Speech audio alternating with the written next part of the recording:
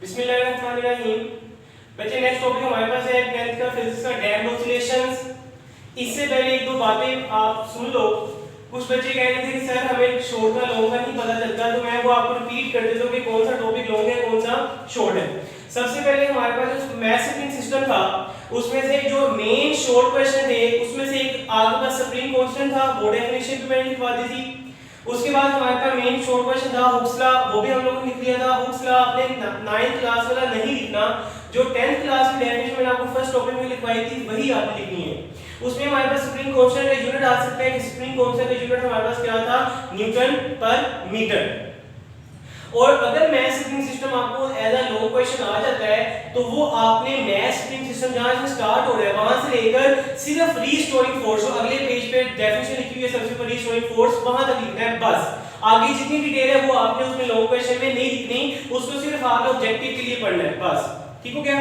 और जो आपके पास उसका साथ जब लॉन्ग क्वेश्चन आएगा तो साथ आपने उसका टाइम पीरियड का फॉर्मूला लाजमी लिखना है, अगर वो कहे या ना कहे वो आपने लाजमी लिखना है। उसके बाद बॉल एंड बाउल सिस्टम था, वो सारा आपके पास लॉन्ग क्वेश्चन है। और उसके बाद सिंपल पेंडुलम है। सिंपल पेंडुलम भी अगर आपको शॉर्ट क्वेश्चन में आता है तो आपने उसकी पहली चार लाइनें लिख देनी है, इन शॉर्ट क्वेश्चन और लॉन्ग क्वेश्चन में वो सारा ही आएगा। उसमें मेन कंपोनेंट ये था कि जो mg cos थीटा होता है वो किसकी वजह से कैंसिल आउट होता है, ड्यू टू द टेंशन। और आपका जो सिंपल पेंडुलम होता है उसमें रीस्टोरिंग फोर्स कौन सी होती है, तो सिंपल पेंडुलम में रीस्टोरिंग फोर्स के तौर पर क्या एक्ट करता है, mg sin थीटा।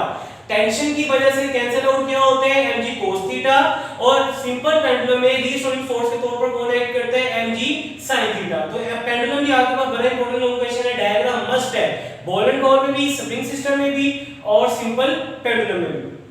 अच्छा, फिर कल मैंने आपको एक टाइम पीरियड उसमें सेकंड पेंडुलम की डेफिनेशन लिखवाई थी, वो कुछ थोड़ी सी पजल हो गई थी, तो अगर ठीक थी तो ओके, अगर वो गलत मैंने बोल दी तो आई एम सॉरी। तो ये आपकी सही डेफिनेशन है उसमें, ठीक है, कि वो पेंडुलम जो कि अपनी एक वाइब्रेशन, पूरी वाइब्रेशन कितने सेकंड में कंप्लीट करते हैं, 2 सेकंड में। ये सामने लिख भी दी है, the pendulum which completes its one vibration in 2 second is called as a second pendulum. उसको क्या नाम दिया जाता है, सेकंड पेंडुलम।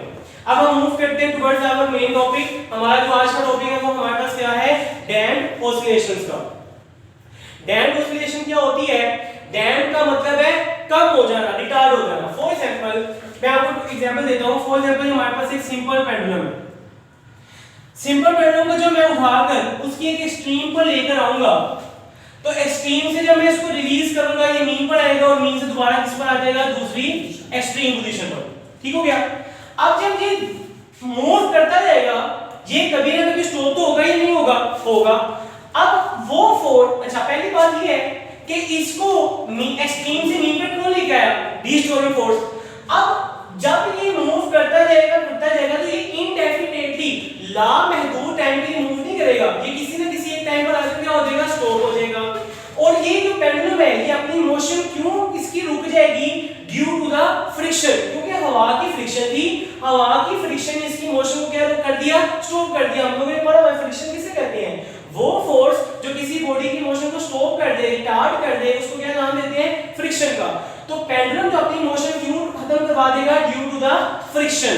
तो कहते हैं अगर फॉर एग्जांपल आपकी पहले लाइन में लिखा हुआ है कि अगर आपकी एयर फ्रिक्शन ना हो, या इस दुनिया में हम अगर फ्रिक्शन को इग्नोर कर दें, जो कि प्रैक्टिकली पॉसिबल नहीं है, तो कहते हैं अगर आप फ्रिक्शन को खत्म कर देते हो तो इस दुनिया में कोई भी ऐसी बॉडी जो ऑसिलेशंस कर रही है, वाइब्रेशंस कर रही है, वो कभी भी स्टॉप नहीं होगी।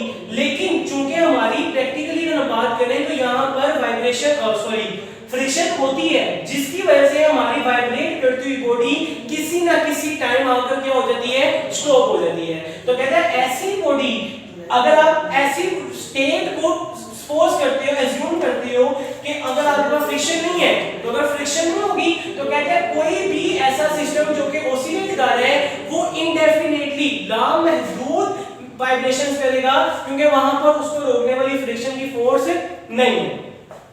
कहते हैं जब भी कोई बॉडी मूव करती है, क्योंकि अगर हम प्रैक्टिकल बात करें, हकीकत में बात करें, तो हर बॉडी जो मूव कर रही है वहां पे फ्रिक्शन लाजमी है। तो कहते हैं फ्रिक्शन क्या होती है, बॉडी की मोशन को रिटार्ड कर देती है, कम कर देती है, स्टॉप कर देती है, कि जिसकी वजह से हमारी जो बॉडी की वाइब्रेशंस होती हैं, ऑसिलेशन होती हैं, वो टाइम के साथ साथ क्या हो जाती हैं, रुक जाती है, और हमारी बॉडी की जो जो वाइब्रेशन है वो एकदम आकर क्या हो जाती है, स्टॉप हो जाती है।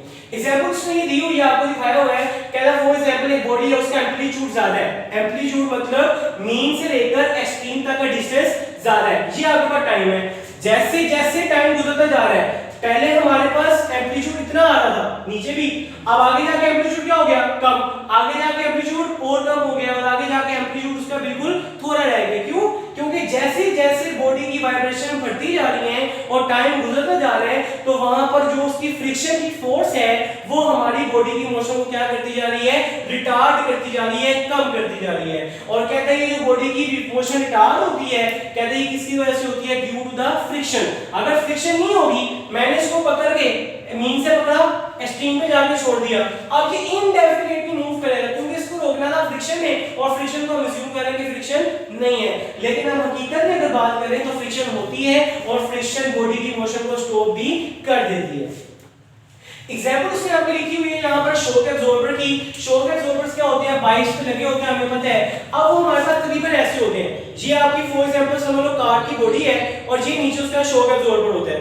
कहते हैं जो ऊपर वाली बॉडी है वो कार के साथ क्या होती है, मुकम्मल फर्मली मजबूती से अटैच होती है, और नीचे वाली जो आपकी बॉडी है, कहते हैं उसके दरमियान और शॉक एब्जॉर्बर के ऊपर वाली हिस्से के दरमियान हमने बीच में क्या डाला होता है, ऑयल डाला होता है। कहता है जब हमारी बाइक मूव करती है किसी बम्पी रोड पर, जो कि जिसकी सरफेस स्मूथ नहीं होती, तो कहते हैं दोनों शॉक एब्जॉर्बर एक दूसरे के, वो जो एनर्जी आपके बम्पी रोड ने दी है, कहता है वो बाइक को नहीं लगती, बल्कि दोनों शॉक एब्जॉर्बर आपस में क्या हो जाते हैं, अटैच हो जाते हैं, जिसकी वजह से जो बम्पी रोड ने एनर्जी दी थी वो बाइक पे आने की बजाय सारी की सारी कहां पर चली जाती है, शॉक एब्जॉर्बर के पास, और हमारी जो बाइक होती है, कहता है उसको जो वाइब्रेशन होती है, जो उसको झटका लगना होता है, वो बच जाता है। कहता है दोनों शॉक एब्जॉर्बर के दरमियान हमने ऑयल डाला होता है, जब कोई भी बम्पी रोड आता है तो दोनों शॉक एब्जॉर्बर एक दूसरे के ऊपर बैठ जाते हैं। जब ऊपर बैठ जाते हैं तो जो झटका सारा का सारा बाइक में बैठे हुए आदमी पर लगना था, वो सारा का सारा झटका या फिर उसकी ज्यादा मौत किसने बर्दाश्त कर ली, दोनों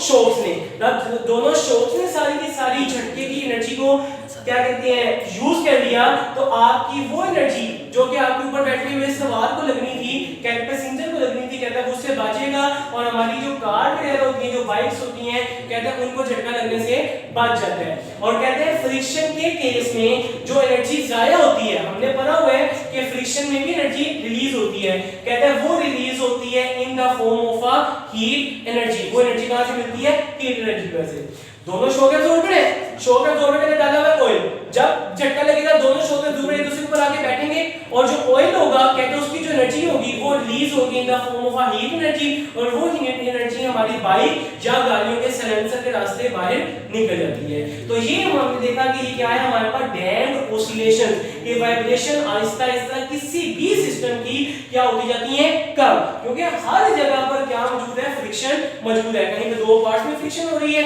कहीं पे हवा में फ्रिक्शन हो रही है, और कहीं पे दो आप जो गाड़ी के पार्ट्स हैं, बेशक वो शॉक एब्जॉर्बर है, जब वो भी एक दूसरे को आके टच करेंगे तो उसके ऊपर भी क्या होगी, फ्रिक्शन होगी। तो जिसकी वजह से हमारी किसी भी सिस्टम की जो ऑसिलेशंस होती हैं वो क्या हो जाती हैं, डैम्प्ड हो जाती हैं, कम हो जाती हैं, उसको आहिस्ता आहिस्ता क्या हो जाती हैं, स्टॉप। यही अगर आप लोगों को लॉन्ग क्वेश्चन आता है तो आपने डेफिनेशन करनी है साथ एग्जांपल, और अगर लॉन्ग शॉर्ट अगर आता है तो डेफिनेशन एग्जांपल, और अगर आपका लॉन्ग क्वेश्चन आता है तो डेफिनेशन अगले पेज पे इसकी बुक लिखी हुई है ब्लू बॉक्स में, the oscillations of a system, किसी भी सिस्टम की oscillations in the presence of some resistive force, किसी रुकावट वाली फोर्स के नतीजे में। अब यहां पे रुकावट वाली फोर्स कौन सी है, फ्रिक्शन। फ्रिक्शन मोशन में क्या डाल रही है, रुकावट ही डाल रही है ना।